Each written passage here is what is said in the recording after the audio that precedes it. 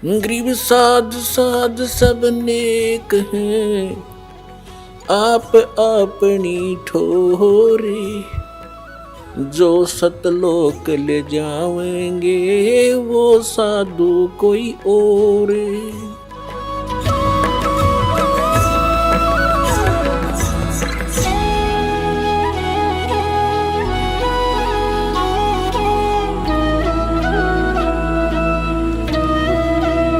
परमात्मा क्या बताते हैं, उनके आगे क्या हुआ कि परमेश्वर जिस उद्देश्य से आए थे वो उन्होंने क्या किया।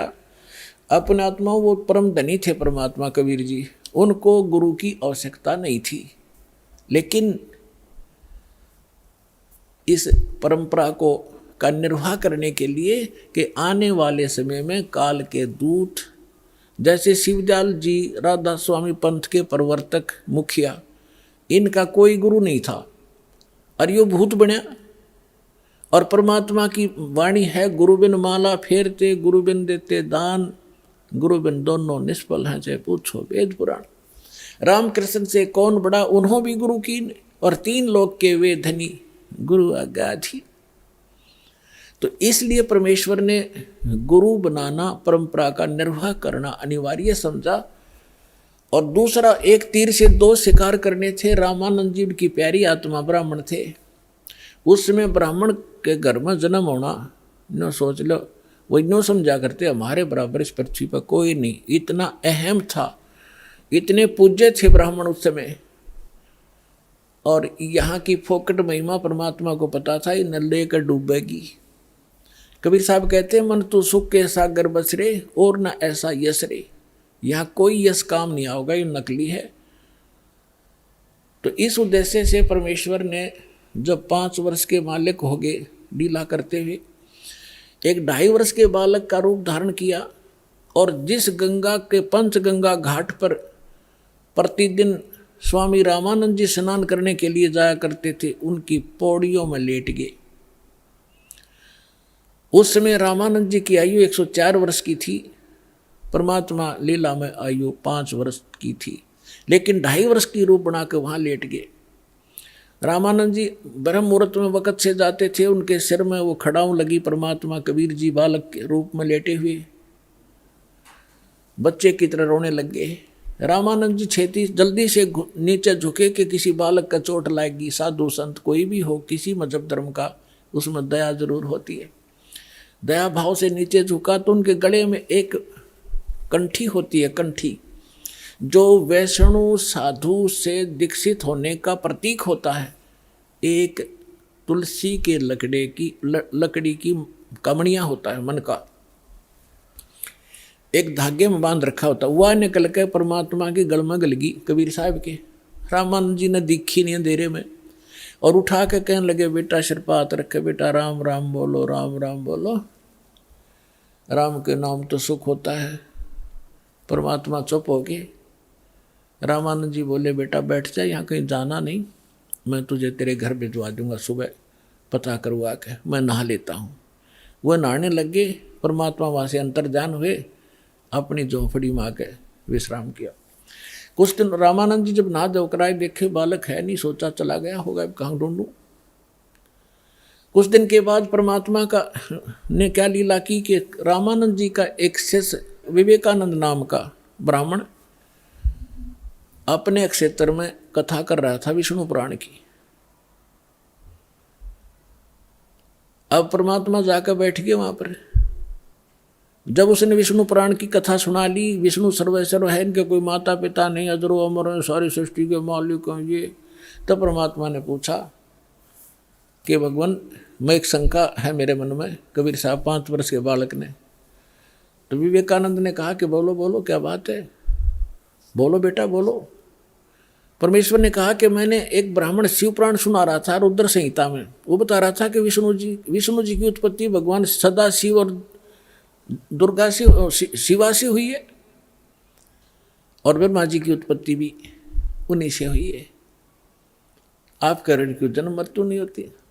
तो वो अक्का बक्का उसके पास वहीं पर रखी थी, वो शिव पुराण खोल के भी देख ली, क्यों थी संस्कृत में। तो कहने का झूठे, इसमें कुछ नहीं लिखा है, देखो लोगों झूठ बोलता है। उसने पूछा विवेकानंद ने कि तू कौन सी जाति का है? कहती ने तूने कहीं से दीक्षा ले रखी है? तो परमात्मा के बोलने से पहले वहाँ श्रोता कहने लगे कि ये नीरू का लड़का है, जुलाहे का, दानक का बेटा है यो। तो उसे विवेकानंद ने सोची ऐसी गहन बातें तो कोई दीक्षित व्यक्ति ही बता सकता है। उसने पूछा तूने दीक्षा ले रखी है किसी से?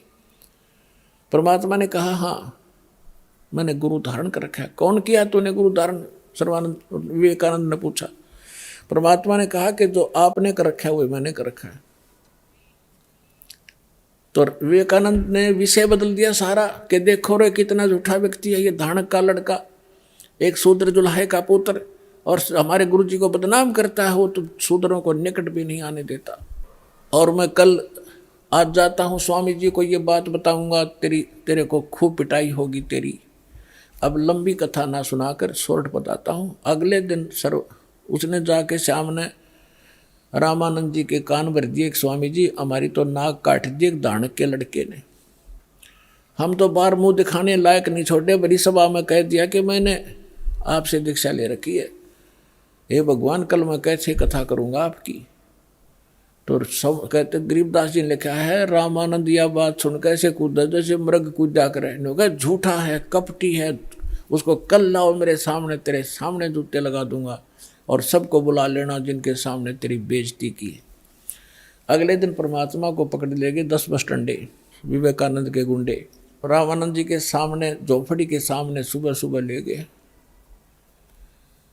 रामानंद जी ने अपनी झोपड़ी के गेट पर पर्दा लगा रखा था। पर्दे से अंदर झोपड़ी के अंदर से खड़ा होकर वार्ता कर रहा था, ये दिखाने के लिए कि मैं इन शूद्रों को टच भी नहीं करता, इनके दर्शन भी सुबह सुबह नहीं करता। और वो श्रोता बुला रखे थे अपने सारे चमचे, विवेकानंद ने जिनके सामने उसकी बेइज्जती हुई थी, वो सारे श्रोता बैठे। तो रामानंद जी ने पूछा कि कौन है, तेरी जात कौन है, तू किस भगवान की भक्ति करता, तेरा पंथ क्या है? तो कैसे वार्ता होती है उस आत्मा और परमात्मा की, गरीबदास जी ने चित्रार्थ की है। क्या कहते हैं? आडा पड़दा लाए कर, आडा पड़दा लाए कर रामानंद बूजंत, दास गरीब कुरंग छवि अदर डाक कूदंत। कुरंग माने मृग की तरह कूदा, झोपड़ी में पां पीटा है। कौन जात कुल पंथ है, कौन तुम्हारा नाम, दास गरीब आधीन गति फिर बोलत है बलि जाऊं मैं। रामानंद जी कह रहे हैं तुम्हारा कौन जात है, तेरा कौन पंथ है, तेरा नाम क्या है? तो गरीबदास जी कहते हैं जैसे गुरु के सामने शिष्य को रहना चाहिए, एक अच्छे शिष्य की भूमिका करते हुए गरीबदास जी कहते हैं आधीन गति, दास गरीब आधीन गति बोलत है बलि जाऊं मैं। गरीबदास जी कहते बलिहारी जाऊं इस महापुरुष परमात्मा के, कैसी लीला कर रहा था। एक अधीन होकर बोल रहे हैं और कह रहे हैं सच्ची जात हमारी जगत गुरु और परमेश्वर है पंथ, दास गरीब लिखत पढ़ो मेरा नाम निरंजन कंते। मैं अवगत गत से पहरे और 4 वेद से दूरी, दास गरीब 10 दिशा में सकल सिंध भरपूरी। ए स्वामी सृष्टा में सृष्टि हमोर तीर, दास गरीब अधर बसू अवगत सत्य कबीर। सुन रामानंद राम हम मैं 52 नृसिंग, दास गरीब सर्व कला मैं ही व्यापक सर्वंग। सुन स्वामी सतभाख हूँ झूठ न हमरे रिंच, दास गरीब हम रूप बिना और सकल परपंच। मैं रोवत हूँ सृष्टि को ये सृष्टि रोवत मोहे, गरीब दास हमारे योग को समझ न सकता कोई। अब परमात्मा ने जब ये सारी कथा सुनाई कि मैं सारी सृष्टि का रचनहार हूँ, सुन रामानंद राम हम और हम 52 नरसिंह, ये सब लीला हमने की थी। विष्णु जी को तो एक बड़ाई दी थी, बात में उसका रूप धारण कर लिया।